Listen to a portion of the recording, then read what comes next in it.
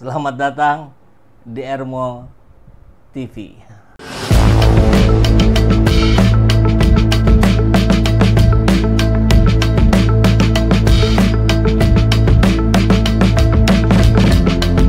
Bersama saya, Saiful Zaman, kebaikan yang terorganisir akan selalu mengalahkan kejahatan.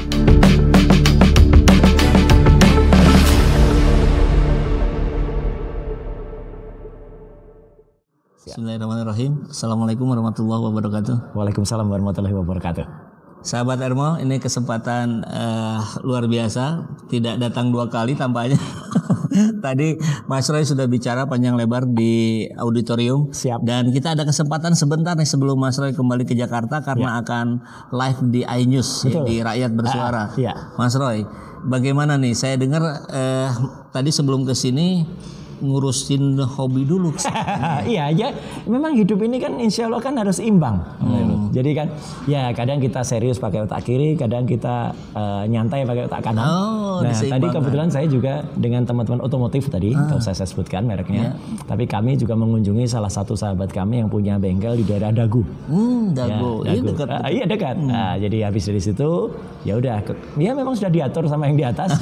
Acaranya harinya sama. Kemudian kami ke sini. Nah, tapi soal tampil di acara ini ini bukan di depan jenengan ya, tapi saya memang sangat senang dengan acara ini dan sebelum bernama Ermol pun ya gitu masih awal itu, wah itu luar biasa. Terima kasih banyak. Kebenaran apa slogannya?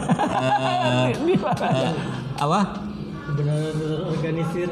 Kalau itu kebaikan yang terorganisir.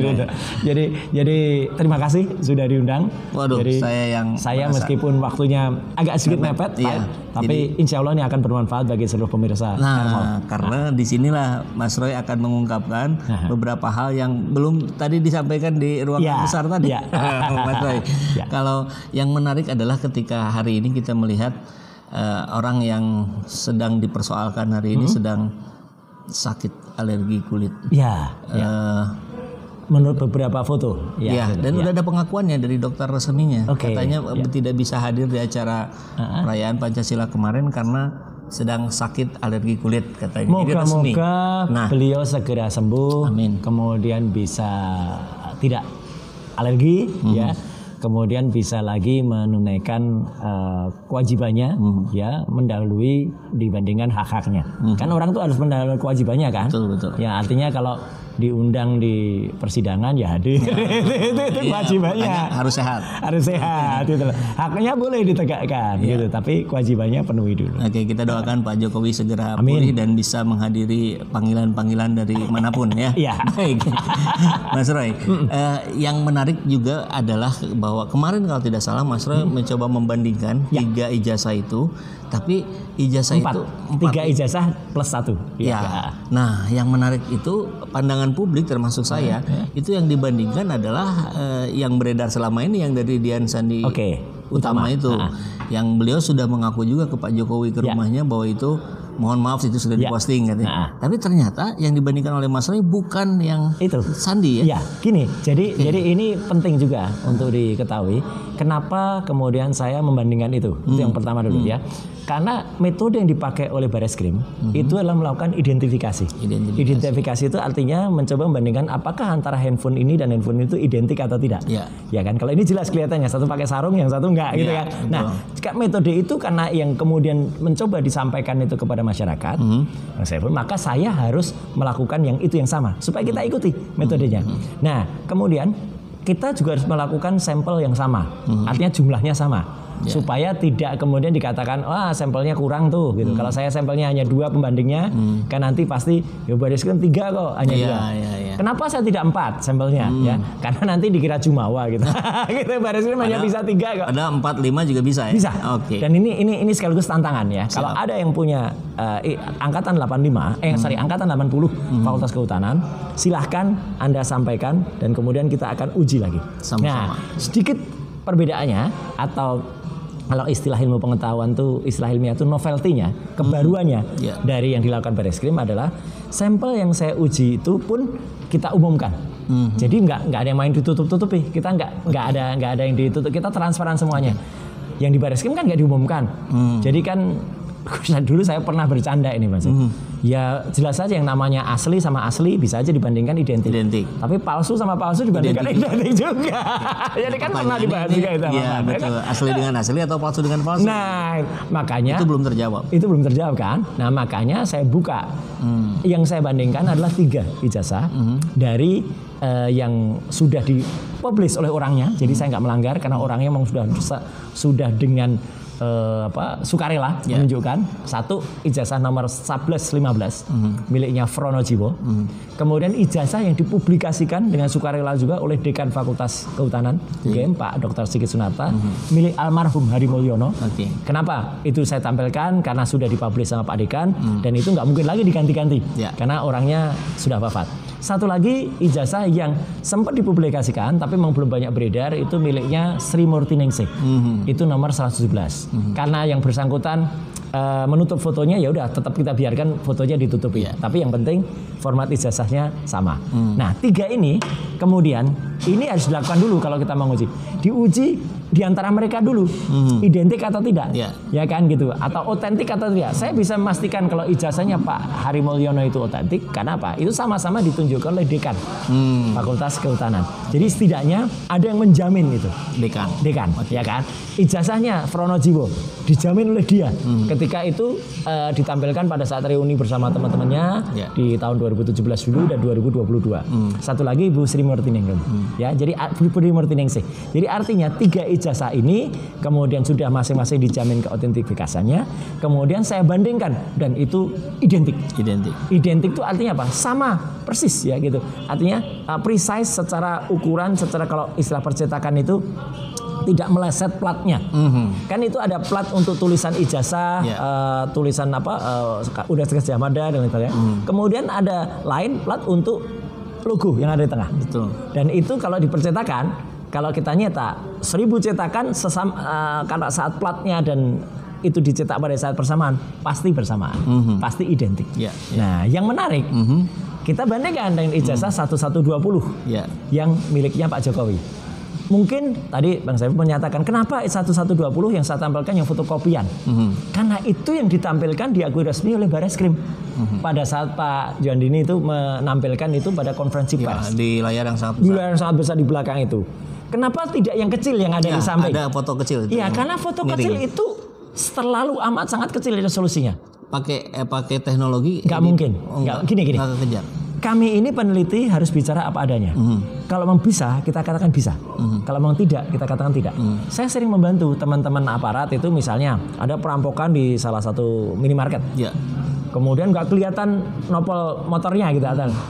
Teknologi kita bisa melakukan yang namanya enlargement atau kemudian enhancement ya, untuk kalau ada kurang 30% kita maksimaisi dia sampai dengan 30%. Tapi tidak bisa seperti kalau kita nonton film di bioskop gitu, gambarnya buram sama sekali terus kemudian di zoom, kemudian bisa jelas banget itu hanya ada di film. Itu fiksi itu. Itu artinya oleh Mas Roy memang sudah diupayakan. Saya mencoba sebenarnya untuk itu saya lakukan, tapi ternyata terlalu blur.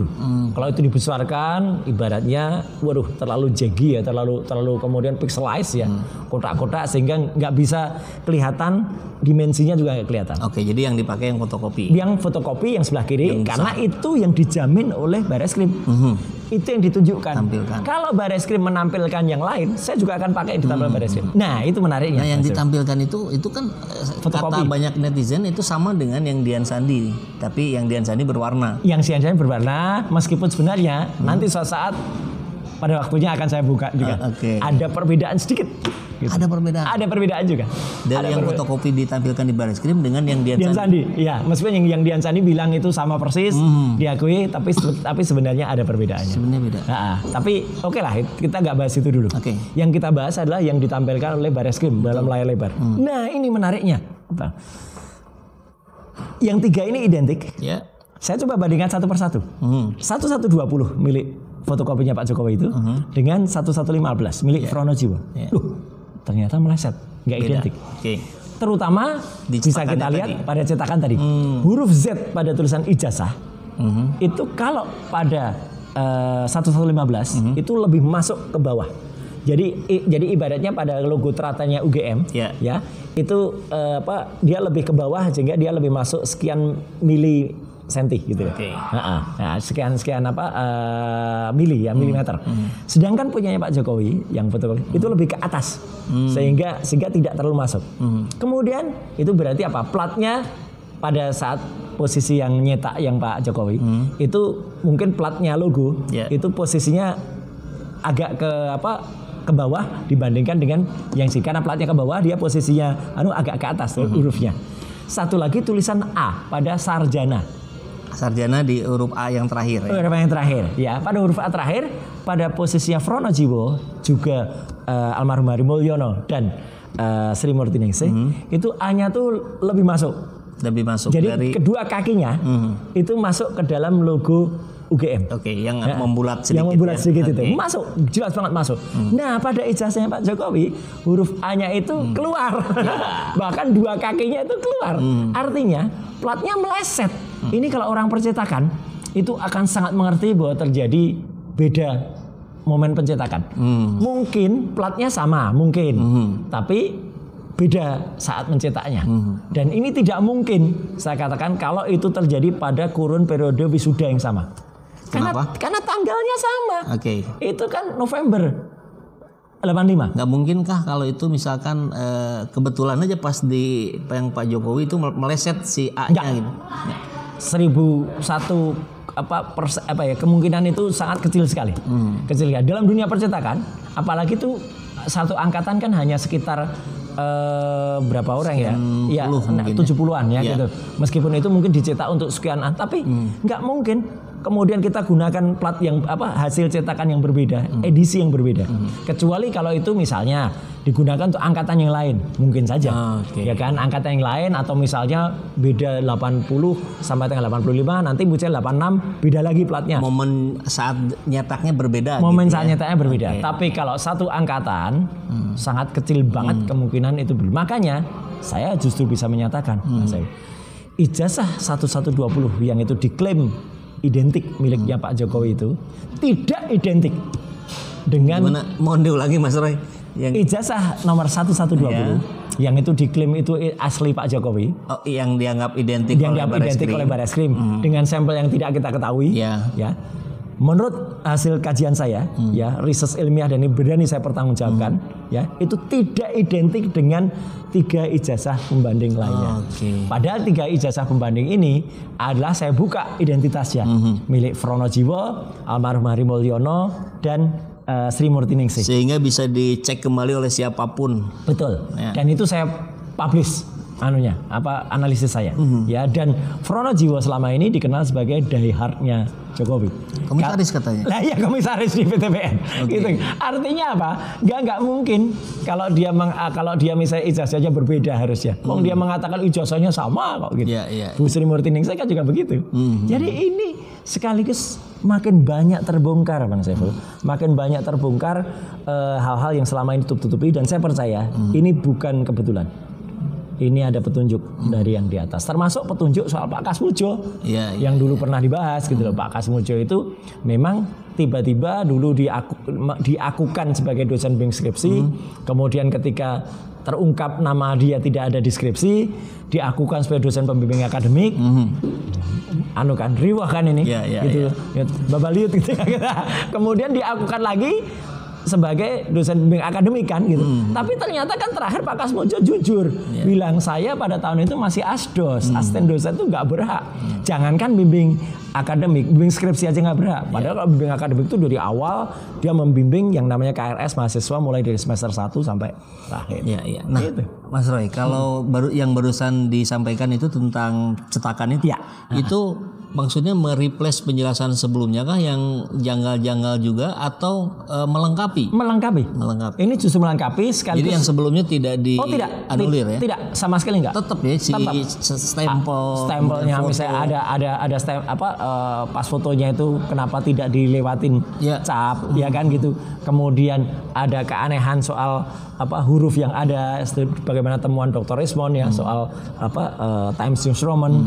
Kemudian ada keanehan pada foto yang bersangkutan ya kan gitu, selain foto yang nggak dilewati jalur stempel, itu foto siapapun kita pertanyakan. Karena semua itu kejanggalan-kejanggalan itu tidak terjawab di konferensi pers Bareskrim. Tidak terjawab dan kemudian Bareskrim menggunakan metode yang identik, gitu kan. Nah, saya jawab sekarang identik. Diikutin, hasilnya berbeda dan saya berani ibaratnya men-challenge ya. Kalau Bareskrim misalnya keberatan, oke, kita uji, siap. Bahkan kalau perlu usulan tadi, tampilkan ijazah yang lain, ya sanggup kita. Apakah ini berkaitan juga barangkali dengan yang sudah dilakukan oleh Pak Rizal mewakili TPUA ke Bareskrim meminta ke Wasidik untuk gelar perkara khusus? Betul, karena apa? Kalau itu lebih global sifatnya. Karena yang namanya laboratorium forensik itu tidak berhak menggantikan penyelidikan itu. Dia hanya berhak mengemukakan hasil kami misalnya ini, gitu ya. Penyelidikan tetap lanjut sampai kemudian itu dipakai di persidangan. Tidak kemudian ini dikatakan tidak identik, dikatakan identik, tapi prosesnya tidak transparan. Prosesnya sama sekali tidak transparan, loh, Bang. Tapi terlepas dari proses yang tidak transparan, apakah memang tidak ada mekanisme dari Bareskrim untuk menyetop itu karena ada? Kalau dalam level klarifikasi atau penyelidikan memang ada, biasanya itu SP2 lidik, ya, surat penggantian ketika lidik. Tapi kalau sudah itu dilakukan yang namanya gelar perkara terbuka, mengundang semua pihak. Jadi pihak pelapor, minimal pihak pelapor diundang. Kemudian pihak terlapor juga diundang.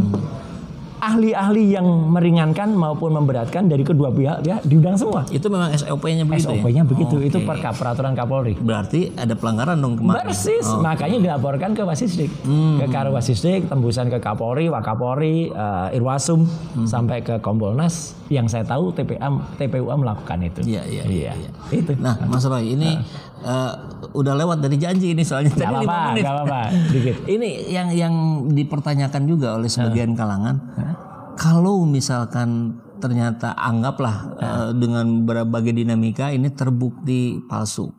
Kira-kira pelajaran apa yang diharapkan oleh Mas Roy, Bang Rismond dan yang lain kepada rakyat Indonesia? Waduh, ini memang pelajaran sangat buruk ya, nightmare gitu bagi rakyat Indonesia. Karena sempat, dan ini nggak hanya sekali kan, artinya selama 1,5 periode lebih menjadi wali kota Solo, kemudian 2 tahun menjadi gubernur DKI dan 2 periode presiden. Kenapa seleksinya waktu itu atau pemeriksaan atau verifikasinya tidak jelas? KPU harus bertanggung jawab ini. Ya karena mereka mungkin mengatakan, wah kami nggak punya alat untuk memverifikasi. Ya jangan gitu, masa verifikasinya cuma lihat ijazahnya ada nggak, fotokopi kan, kemudian nggak dibandingkan dengan yang asli. Atau mereka kemudian ada waktu juga barangkali buat KPU. Ya ada lah, kalau presiden kan ada waktu lah. Kan ada verifikasi faktual. Beda sama pileg ya. Yang banyak sekali ribuan. Kalau presiden kan ada verifikasi faktual. Harusnya kan didatangi lah, dicek gitu apa benar apa enggak. Nah, memang itu tidak terjadi. Jawaban dari sekarang aja kita susah melacak KPU. Datanya juga nggak ada di KPU. Jadi hilang kan. Ini kan aneh banget. Ini belum terjelaskan juga. Belum terjelaskan. Belum terjelaskan KPU-nya. KPU mengatakan tidak tahu menahu gitu loh, atau gimana kalau itu katanya ada. Tapi kan Dr. Taufik yang melakukan gugatan di Solo. Yang Sleman itu Pak Komardin. Betul. Yang di Solo itulah yang kemudian membongkar ketika di KPU ternyata tidak ada data dari Jokowi. Ini kan aneh banget gitu. Artinya apa? Keanehan-keanehan itu terus terbongkar. Dan kemudian ini yang membuat kita juga semakin melakukan lagi penelitian itu. Dan kalau mungkin tadi pertanyaan disambung dengan kok yang ngapain sih gitu. Soalnya itu ngutip Ibu Irma kemarin, ngapain sih? Emang kalau asli kenapa? Emang kalau palsu kenapa? Gitu. Ini saya benar-benar Indonesia kenapa nggak menyesal sih punya anggota, katanya wakil rakyat punya pikiran sepicik itu. Ya sedung itu, ya gitu. Ya jelas kalau itu palsu, ya harus diadili. Ya artinya yang diadili semua pihak, nggak termasuk Jokowi, tidak hanya termasuk Jokowinya. Mungkin Ustaz Gajah Mada pun kalau memang terbukti itu melakukan oknum ya, bukan secara kampus. Oknum yang melakukan itu pemufakatan jahat itu. Karena kan banyak, saya juga pernah ungkap, UGM melakukan revisi atas sejarah. Jadi ada sejarah dari Profesor Dr. Insinyur Ahmad Sumitro. Yang kemudian ketika wafat tahun 2009, yang sebelumnya ditulis itu dekan 3 periode berturut-turut. Setelah ada gugatan dari Bambang Trimulyono di Solo, tiba-tiba itu diubah. Setelah 13 tahun Prof. Ahmad Sumitro wafat, itu diubah. tapi bisa ketahuan karena lupa yang bahasa Inggrisnya nggak diubah. Jadi, dan itu saya nggak ngomong begitu saja.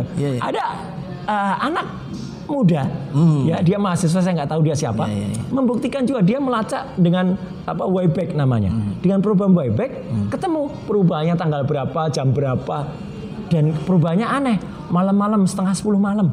Ini kan berarti oknum. Kalau jam kantor kan mestinya pegawai biro administrasi itu kan nggak jam segitu ngubahnya, 9:30 malam bang. Ngubahnya kan aneh. Jadi makin banyak ini keanehan-keanehan, dan saya tetap ya, apalagi dengan tadi didukung oleh teman-teman dari Bandung dan saya menyatakan Bandung ini kawasan di mukanya teknologi. Semua perguruan tinggi baik-baik ada di sini semua, bahkan semua pusat teknologi juga ada di Bandung, ya kan, mau Telkom, mau LAN, mau bahkan dulu IPTN juga ada di sini. Artinya apa? Ayolah kita berangkat dari semangat Bandung ini, kemudian sampai juga tadi ada dukungan dari Surabaya dan sebagainya, kita bongkar ini. Oke. Terima kasih banyak atas waktunya. Sama-sama. Mudah-mudahan perjalanan ke Jakartanya lancar. Amin. Kita Airmall TV nggak perlulah ikut dipanggil kayak Sentana TV ya. Assalamualaikum warahmatullahi wabarakatuh. Waalaikumsalam.